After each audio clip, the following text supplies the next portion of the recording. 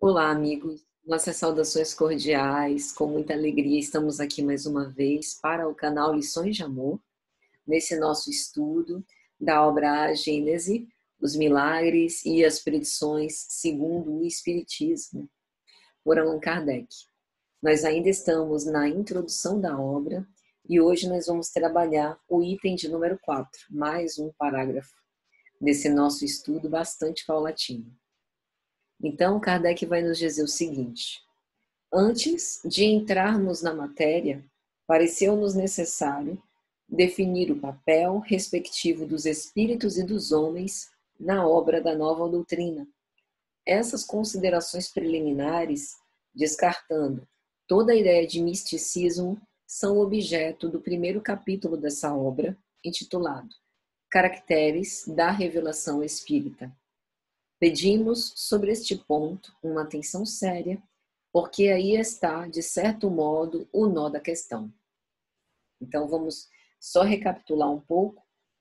Kardec, no parágrafo anterior, e no nosso vídeo anterior, a gente teve a oportunidade de falar sobre isso, diz que o Espiritismo não tem mistérios, não tem teorias secretas.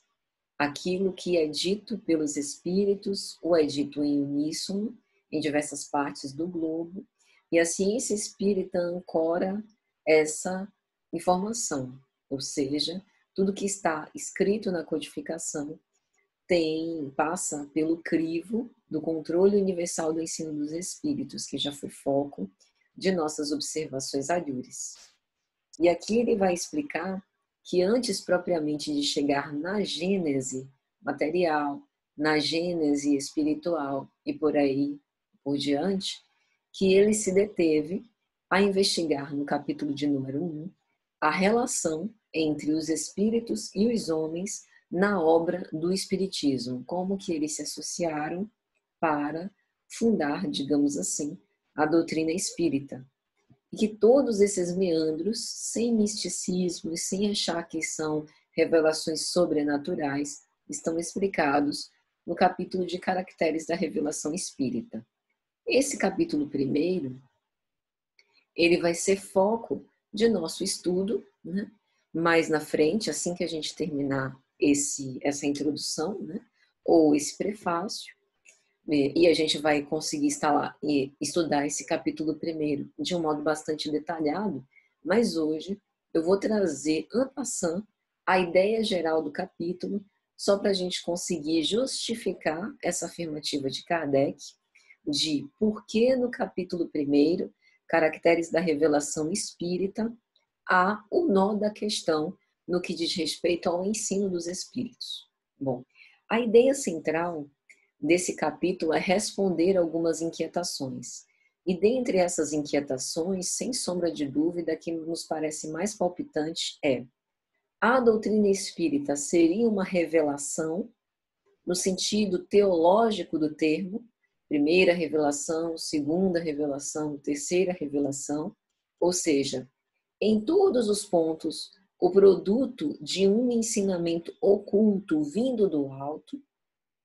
É absoluta essa revelação ou é suscetível de modificações? Então, assim como Moisés, que sobe ao Monte Sinai para receber os 10 mandamentos de Yahvé, né? Assim como o Cristo vem trazer o seu ensinamento novo, né? No Sermão da Montanha e nas suas passagens perante a multidão, a doutrina espírita seria uma revelação, digamos assim, da voz de Deus?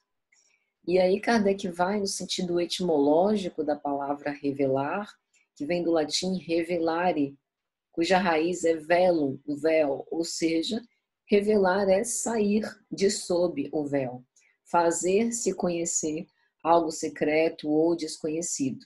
De um modo geral, disse, de uma coisa ignorada que vem à luz, de toda ideia nova que se coloca para a apreciação de que não se conhecia.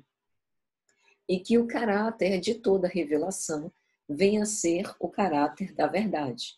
Então, se a gente vai trazer da obscuridade para a luz, e se esse conhecimento que se deixa revelar é proveniente de Deus, isso significa que representa a verdade.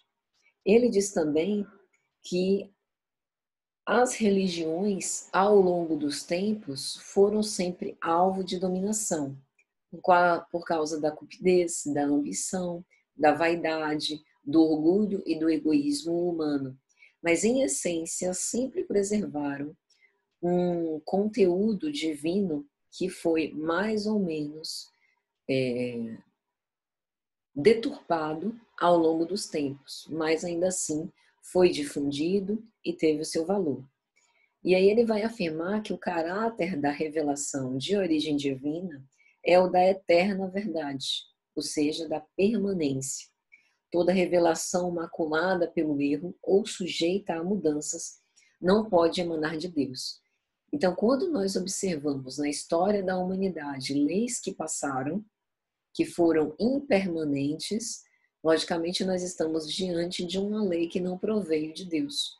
Tudo que provém de Deus é imperecível, permanente, permanece não obstante o tempo. Céus e terra passarão, mas a palavra divina não passará. Como, por exemplo, a lei de amor, né? Todos os ensinos que o Cristo veio nos ensinar e os 10 mandamentos, tal qual recebido por Moisés no Monte Sinai. E aí Kardec chega no ponto do Espiritismo.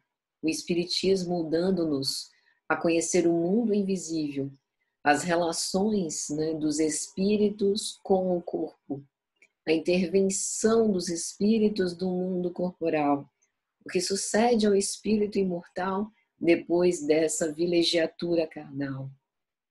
Tudo o que nos envolve no meio do qual vivemos, né? As leis que nos regem, tanto no mundo material como no mundo espiritual, as relações dos espíritos com o mundo visível, a natureza e o estado dos seres que habitam os mundos, e o destino do homem depois da morte. Então, se o Espiritismo vem trazer tudo isso, é, de fato, uma revelação na acepção científica da palavra. Então, esse é um ponto pacífico e esse é um ponto muito importante, porque aqui, se nós consideramos a doutrina espírita uma revelação divina, isso lhe confere consonância com as outras revelações divinas, que ele vai explicar no texto. Então, em uma palavra, o que caracteriza a revelação espírita é que a sua fonte é divina, a iniciativa pertence aos espíritos e a elaboração resulta do trabalho do homem, ou seja, os médiuns e o codificador, né, que reuniu todos esses relatos nesses 5 livros, né, do Pentateuco kardeciano. Do mesmo modo que a ciência propriamente dita tem por objeto o estudo das leis do princípio material, o objeto especial do espiritismo é o conhecimento das leis do princípio espiritual e também as suas relações com a matéria. Ele vai dizer também que o espiritismo, tomando seu ponto de partida das próprias palavras do Cristo, como este auria as suas de Moisés, é uma consequência direta da sua doutrina. Então, esse sentido de continuidade da mensagem divina.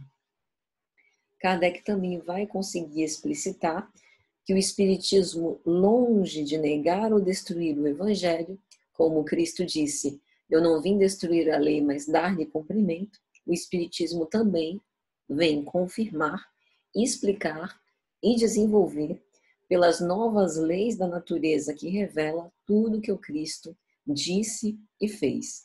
Então, a primeira revelação está personificada em Moisés, a segunda revelação no Cristo, a terceira não está em nenhum indivíduo.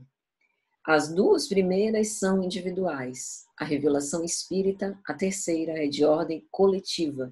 Está em um caráter essencial de uma grande importância, que a gente já citou, balizada pelo controle universal do ensino dos espíritos. Não se detém em uma única pessoa, mas são as vozes dos homens que habitaram a terra que retornam para falar do seu estado pós-morte.